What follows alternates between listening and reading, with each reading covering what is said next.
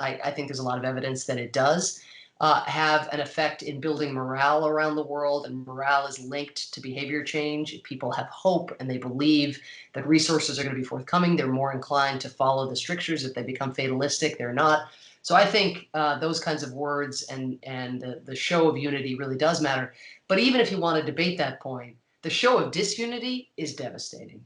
It's devastating for developing countries that already feel completely cut off from the rest of the world because flights have been ended, because factories have ceased production, because there's no way to get your goods to market because the connectivity has shut down.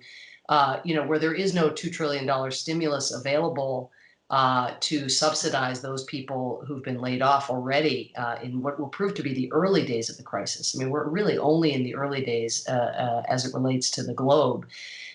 So my message will be, we have compounded a disaster and a humanitarian catastrophe so far. Let's right the ship. Let's show that the United Nations and each of our national governments were built for moments like this. And let's recognize that as long as there is the COVID virus raging in one part of the world, none of us is safe.